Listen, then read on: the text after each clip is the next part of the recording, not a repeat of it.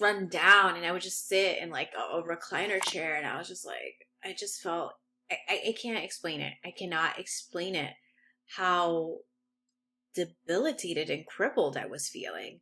So, okay, so I wanted to give you a quick update on how my health has been doing ever since I explanted. Today, this month is April, so next month will be 1 year from my explant date. I'm about 80% better. Definitely not 100%, but I am much better. I have now, I originally started a yoga YouTube channel, but I had to stop it because, well, one, my editing guy quit on me and I didn't know how to edit videos at the time. But number two, I was in a lot of pain, having a lot of injuries. So since my explantation, I have less pain here. I used to have chronic tendonitis here, chronic. Like if I took one Pilates class, if I did just a little bit of push-ups, I was in awful pain. My interstitial cystitis is much better. I still take my pre-leaf religiously, like anytime I'm going to eat something that might irritate my bladder, anytime I'm going to drink something that might irritate my bladder. But my interstitial cystitis is much better. So I still have everything, it's just improved, right? Well, this doesn't hurt as bad. I don't have the severe pain I was having in my wrists. I don't feel like a 90-year-old lady anymore. I feel like I do have more energy. My eyes, I still have dry eyes, but I don't have to dip them in ice anymore. I am using, in my past video, I discussed how I was using Restasis, and also I had to put my face in like a bucket of water just because some reason the ice just, I don't know if it helped with the inflammation or what, but it would just help my eyes feel refreshed. So I don't have to do that anymore. As long as I use the Restasis, I use it one time a day in the morning and I'm good for the rest of the day. My eyes feel completely normal. Even some days where I've skipped Restasis because I've forgotten, I am able to manage.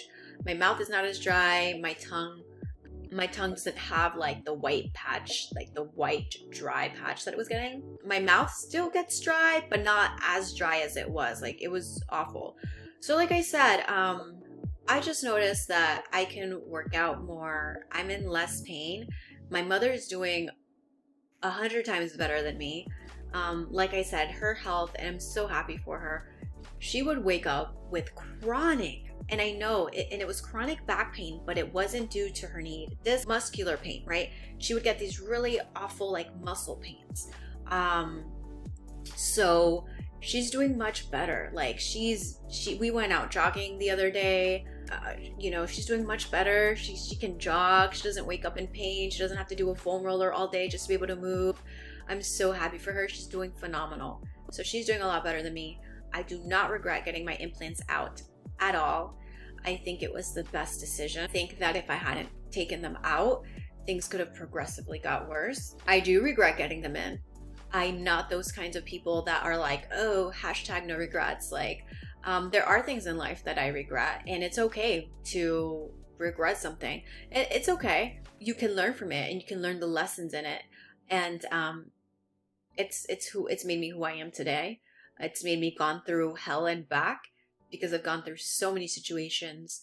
My breathing was phenomenal mostly, but recently, because I was exposed to, I work at different clinics at my job, and recently I went to a different clinic, and I think apparently there was a lot of mold there, so I had a really bad like asthma exacerbation, to the point where I hadn't had to use my inhaler for like the past 10 months, and then just this last month, like I've had to use my maintenance inhaler, which I take Qvar. But I mean, like I said, my life is much better now that I've explanted. In regards to scarring, for those of you that are like interested, like what the scars look like. So the scar, it's pretty big. Like it goes all the way from like here to here, and then also here. So they call it, I think, the lollipop scar. So yeah, he did a fairly decent job with it. I mean, the scar's not, I don't like scars, they're not the prettiest thing in the world, but at the end of the day, it's your health, and I just rather be healthy. Like I said, it's regrettable because as in high school, I mean, I was a size like a full C cup, so there was no reason why I needed to get breast implants other than out of my own vanity. So as you can see, they're like super tiny, but they're not saggy, which is good, I guess.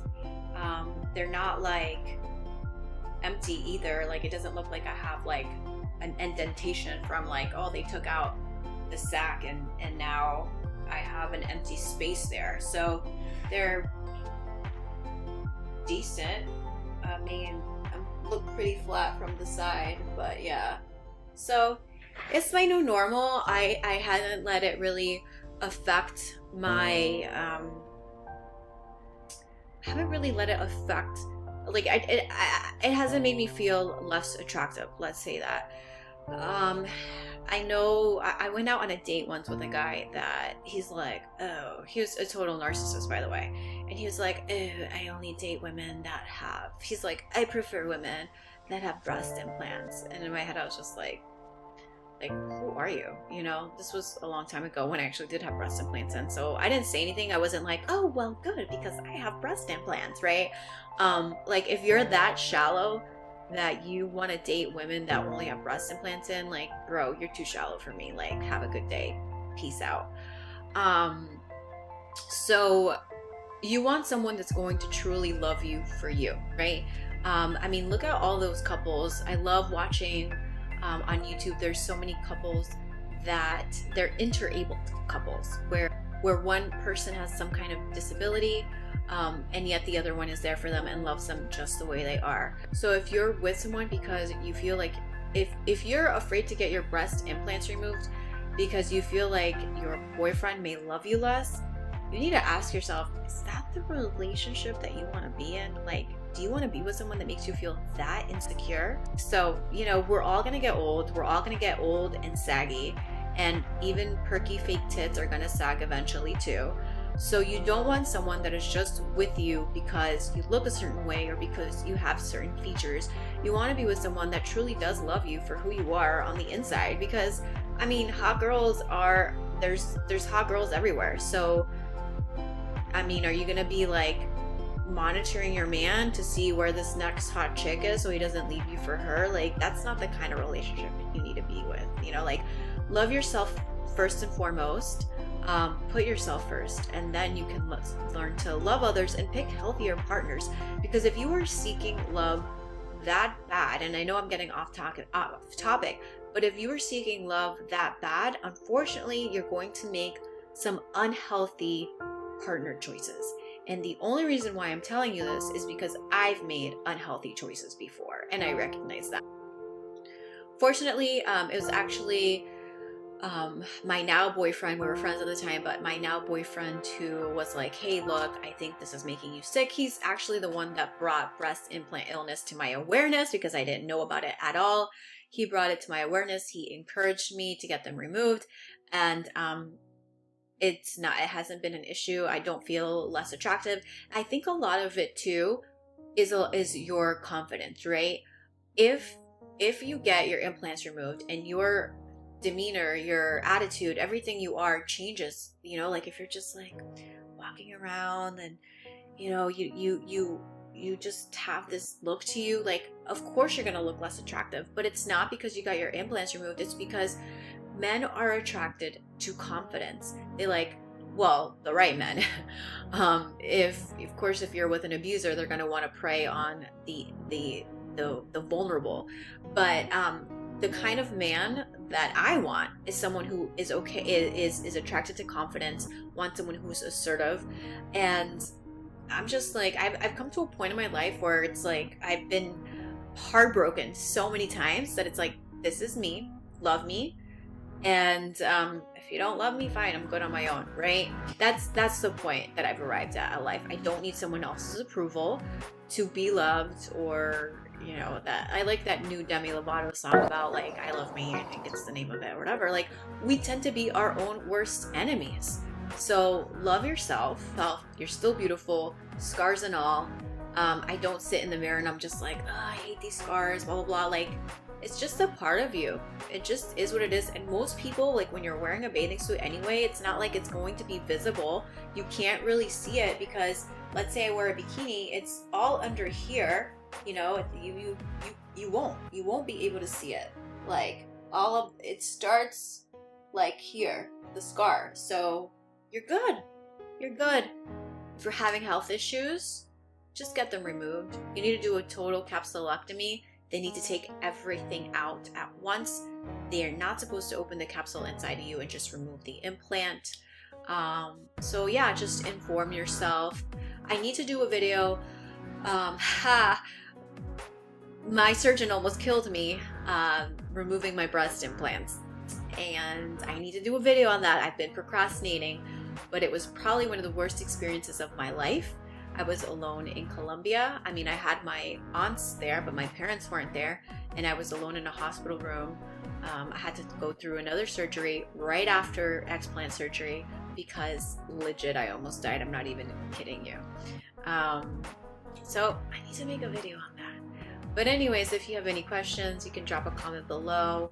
I'm happier that I did this. I feel healthier. Oh, I have not had one GI issue this whole past year. Like with my implants in, and who would think with my implants in, you know, my ex would joke around and say things like, you know, it's always like your body does its own cleanse. Like I would go through these cycles of severe nausea for any little thing. If I ate out anything, I was just like GI upset to no, and nothing was wrong. They couldn't find anything, right?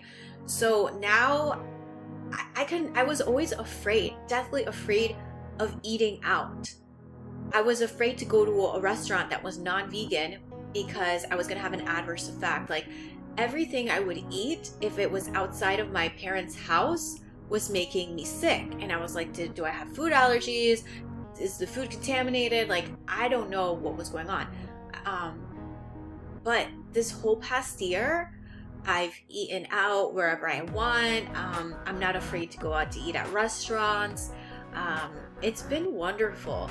I've eaten things, you know, I've eaten whatever I want this past year, and not one time have I got food poisoning, which is what I was attributing to it, right, this whole time. So I think now my body, because I don't have my implants in, like even if I eat food that maybe isn't 100% like perfectly prepared, my body's not in overdrive or whatever was happening. I can't explain it, that now I'm not getting sick from eating out at a restaurant or any of those situations. Like not one food poisoning occurrence, and that's probably been the best. Not nauseous for an entire year. I spent so long being just nauseous for no reason. Just nauseous. Imagine waking up nauseous for weeks at a time, being so nauseous that you can't even get out of bed, because that was how nauseous I was some days. Like it was debilitating. It was crippling. I can't explain it. My whole body would just feel run down, and I would just sit in like a recliner chair, and I was just like, I just felt, I can't explain it. I cannot explain it, how debilitated and crippled I was feeling. So I am much better, and I am very grateful that I'm much better. So yeah, that's my 11-month post explant story.